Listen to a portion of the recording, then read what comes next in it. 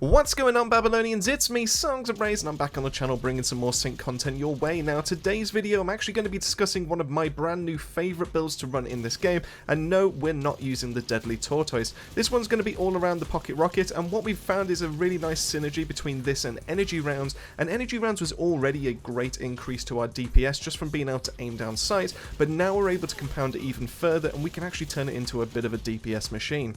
In this video, we'll be discussing everything you need to know about this build, basically the mods that you need to run, what Guntech works really well with this, the best kind of runners, and also a little bit about the Codex. If you did enjoy this video and you learned something useful with ourselves, then make sure to drop that like and subscribe. Really helps the channel out and helps you to find your way back for more sync content. But with all that said and done, what are we waiting for? Let's dive right into the video. Alright, so now that's out of the way, let's press the tab button, let's get right into this loadout. We'll explain all how this kind of works, all the synergy behind every single piece of gear that you can currently see on the screen. Let's start off with the runners, let's explain why we have gone for Park. Now, it should be fairly obvious as to the reason why, because we have gone for an LMG. And Park is just pretty much there, he's there, absolutely perfect. He just has that synergy with LMGs, especially since we've got bloody bullets, allowing us to be able to regen ammo back into our magazine, or at least take ammo from our remaining ammo pool, so that we don't have to worry about any kind of downtime with our LMG. So therefore we're able to use this to just constantly just hold down that trigger and just keep firing over and over again. On this second one, we do have second steady hand, which is going to be our reduced recoil during continuous LMG fire, and also when striking shock afflicted nanos, which we're going to be doing with our chain bomb. So this is going to be great for being able to stay on target. I always aim just over my shoulder, I never aim down sights with this build, and this allows me to get some pinpoint accuracy, and also between steady hand, between what the suppressor is going to be offering us when it's on our arm as well, we just basically become an absolute laser beam, and then we get the benefits of everything else that comes with the Guntech as well as the build. Now, chain bomb in and of itself just feels like a bit of a long cooldown in terms of like ability. It's quite nice to be able to just throw it out there, potentially get a kill or two, just refill our magazine, but we are going to potentially use this as a way to increase the amount of damage that our gun will be dealing. So chain bomb in of itself is not really a main part of this build, but just know that we needed an ability, which is going to be chain bomb, unfortunately, because it is tied to Park, to start stacking up some extra damage modifiers, which is going to come when we have a look at the modification section. Now, if you don't have Park, if you're not like me and you haven't bought the starter bundle, or you haven't got into the Imperia or the shillings to be able to go and buy Park, then you can get some work out of Glory. Glory is going to be great, allowing you to be able to use your extra perk, which allows you to do the tracker, increasing nano weak point damage. This is going to be really nice to increase the amount of DPS you're going to be doing. The poison gas smoke bomb is a bit of a pain if you use it in co-op, because it will obscure vision. I mean, that it will be quite difficult to be able to hit nanos that are going to be hidden within the smoke or anything like that. So what you can do is always just chuck the smoke bomb just like in a corner somewhere. You can chuck it as far away from the actual fight itself, and that allows you to still get the benefits of everything in your build, but you still get to you just kind of chuck it away so that you don't like obscure anything when it comes to co-op.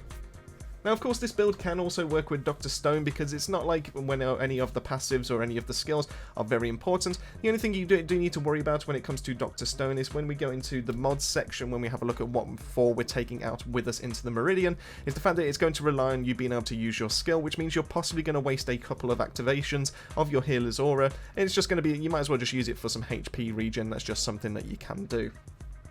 So that wraps up the runners, so let's quickly run through every single one of the 4 ports that we currently have, and I really like this combination that we currently have going for us. In the first one, we do have Second Wind. This allows us to be able to get our health and armor regeneration faster. The main reason we're going for this is because of that armor recovery speed. Being able to have a 40% faster cooldown on that is really nice. It means that if we do go into some of the harder content where we're going to be hit left, right, and center from ranged attacks and everything, stuff that we can't avoid all the time, then this is going to be a great way of being able to get our armor back, meaning that we're keeping hold of our HP pool for as long as possible, just in case we can't find any medkits or any kind of way to heal ourselves up. Now, in terms of like what else you could possibly run in here, you could go with making lemonade. This means that when you're taking damage, you accelerate your skill cooldown. And on the yellow rank with this one, it does go up to 15% every single time you get hit on a cooldown of 5 seconds.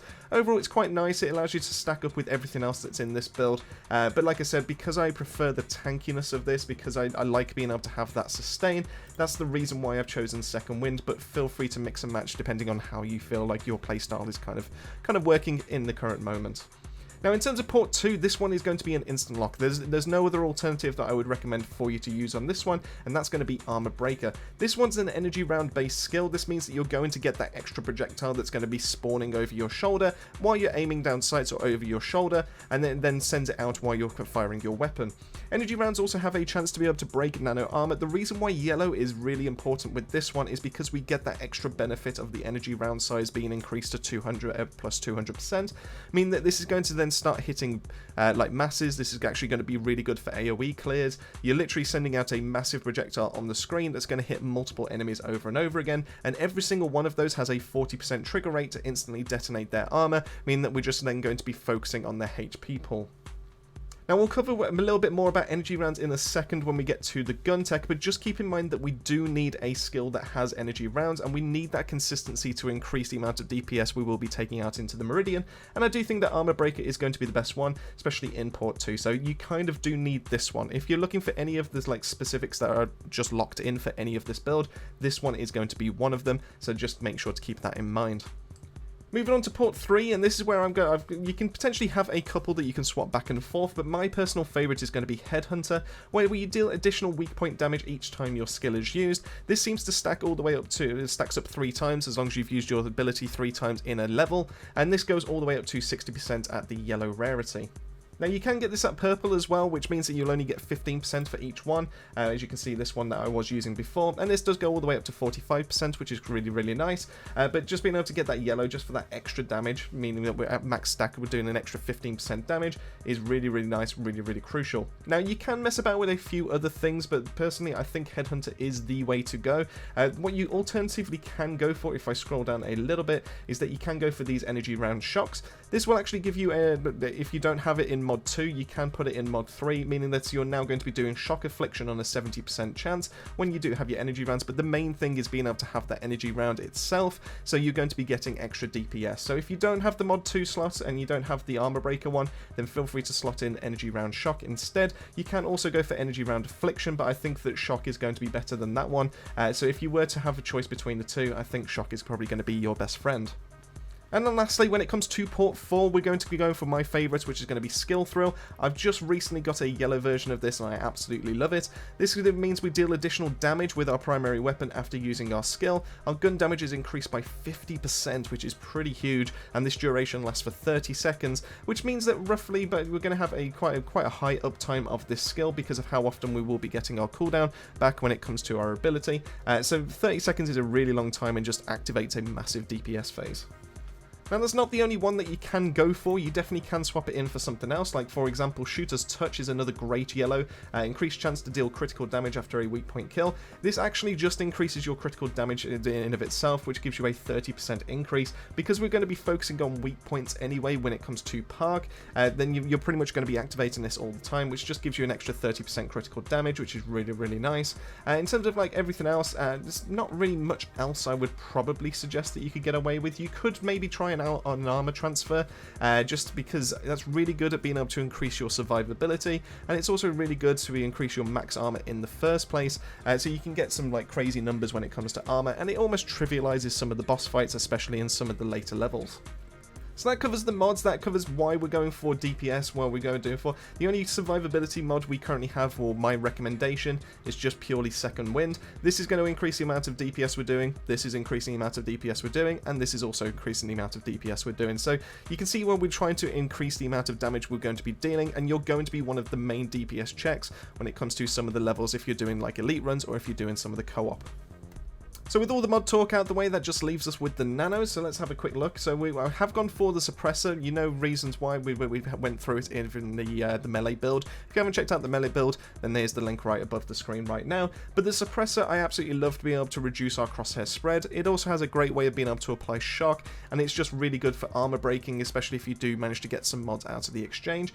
You don't have to go for the suppressor, even though suppressor is one of the main DPS kind of nanos in this game. You can go for the guardian if you need to be able to to lock down a certain area, this is actually pretty good. It manages to put a shield down, and it just gives you some nice breathing room. Or alternatively, you can go for the Crusher if you manage to get the mod that allows you to have that taunt. So the Crusher can literally stand in the middle of certain packs, they can just taunt, they can just do damage over time, and then you can just absolutely just lace the nanos that have all gathered around this Crusher, and it's just really good at being able to get enemies into a certain area. So there are a few options depending on how you want to be able to go about it. Me personally, I absolutely love the Suppressor, but both of these are really good choices, so feel free to mix and match how you prefer.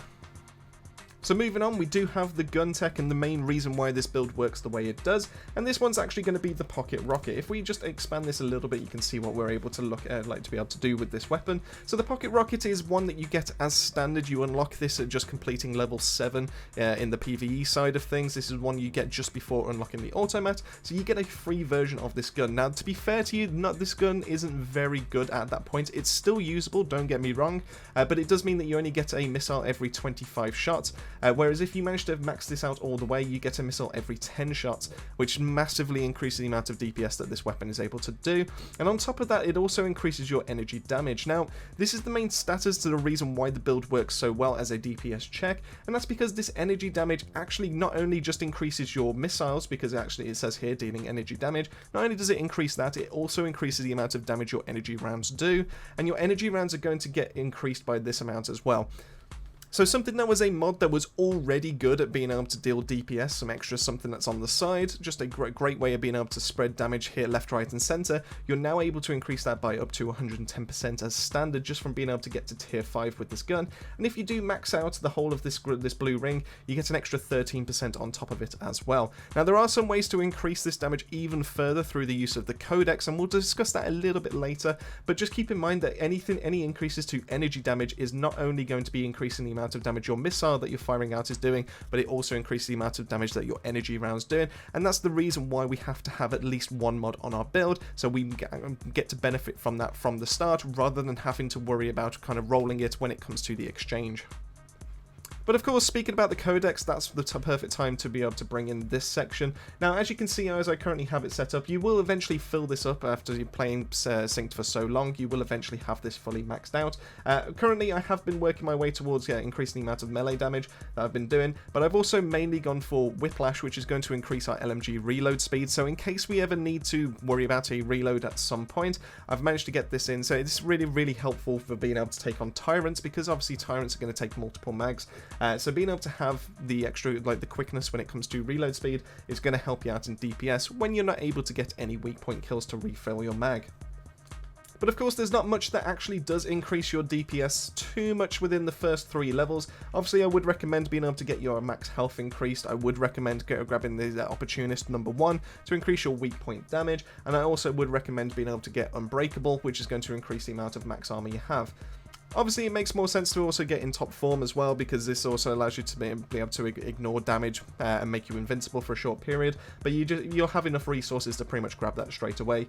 So, like I said, just grab 2 points into Whiplash. It's tier 4 where this actually comes into play, and we actually get to do a bit more damage, because at tier 4 we get Live Wire, which increases our energy damage for run and companions. At one point this goes up to 40%. I'd like to think if I put in the second one there, it will also increase it by another 80, meaning that we're getting an 80% damage increase on our rocket, as well as our energy rounds, which is going to be the mod. And obviously a little bit lower down, you do actually manage to get some LMG damage increases and stuff like that. So overall, you're not going to increase your DPS too much until you get to tier 4, so you need to unlock 20 nodes before you get there, and then you'll just head straight for Livewire 1 to increase the amount of DPS you'll be doing.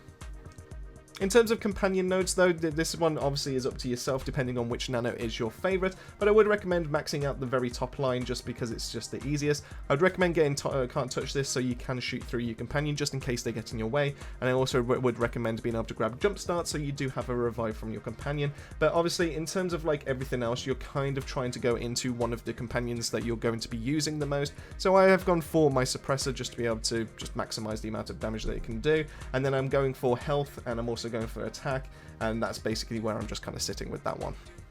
But anyway, that pretty much wraps it up when it comes to the build. I'm going to show off a few clips like I have been doing throughout this whole video. I'm going to show some at the end as well, just so you can get an idea as to what this build can actually do. This one's absolutely perfect for elite runs. This is perfect for Surge Sweep Plus. This is absolutely perfect for going into Master Ops.